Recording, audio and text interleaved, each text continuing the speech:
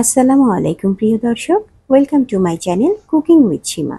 আজ আমি আপনাদের জন্য নিয়ে এসেছি ভিন্ন স্বাদের একটি রেসিপি, ক্রিস্পি করল্লা ভাজি বা তিতা ছাড়া কুড়মুড়ে করল্লা ভাজি।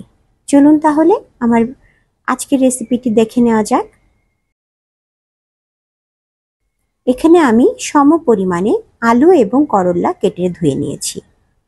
এখন এই কেটে ধোয়া করল্লাগুলোর মধ্যে আমি হাফ চামচ করে হলুদের গুঁড়া এবং হাফ চামচ করে লবণ দিয়ে মাখিয়ে নিব। পাশে একটি প্যানে আমি বেশি করে সয়াবিন তেল দিয়ে প্যানটি গরমে বসিয়েছি। তেলটি আমাকে বেশি দিতে হবে, কারণ করল্লা এবং আলু আমি ডুবো তেলে ভাজবো। ক্রিস্পি করতে চাইলে আমাকে ডুবো তেলেই ভাজতে হবে। আমার তেলটি গরম হয়ে গিয়েছে। এখন আমি করল্লা তেলের মধ্যে দিয়ে দিচ্ছি।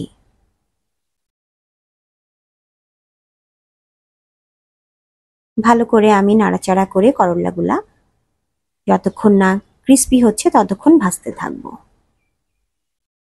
ভাজা হয়ে গিয়েছে আমার করলা। এখন আমি একটি ছাঁকনি দিয়ে তেলের মধ্যে থেকে করল্লাগুলা ছেঁকে উঠিয়ে নিচ্ছি।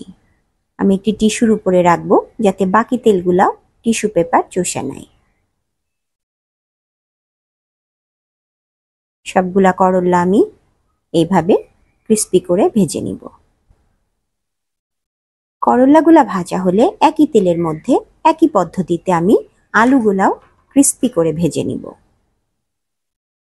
আমার আলুগুলাও ভাজা হয়ে গিয়েছে।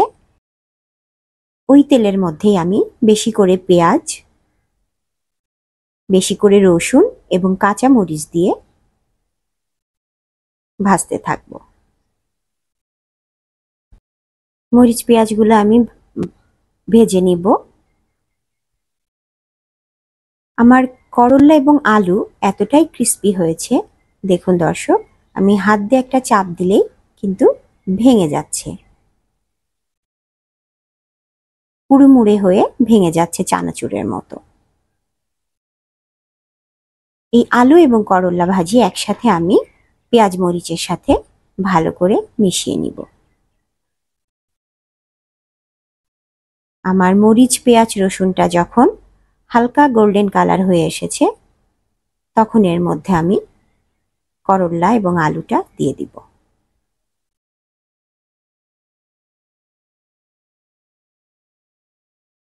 তেল পেঁয়াজের সাথে আমি ভালো করে আলু করল্লাটা মিশিয়ে নিব। বেশি সময় রাখবো না, তাহলে আবার পুড়ে যাবে। মেশানো হয়ে গেলে আমি একটি টিস্যু পেপারের উপরে আবারও সেই আলু করল্লাটা উঠিয়ে নিচ্ছি। এই ভাজিটা এত মজার হয় খেতে যে না খেলে আপনারা বুঝতেই পারবেন না এটা কত অসাধারণ একটি রেসিপি। হয়ে গেল আমার আলু করল্লার কুড়মুড়ে ভাজি। দুপুরে এক প্লেট ভাতের সাথে এই ভাজি নিয়ে বসলে মাছ মাংসের কথা মনেই আসবে না। আমার আজকের রেসিপি যদি আপনাদের ভালো লেগে থাকে, লাইক কমেন্ট শেয়ার দিয়ে পাশেই থাকবেন। ধন্যবাদ প্রিয় দর্শক। আসসালামু আলাইকুম।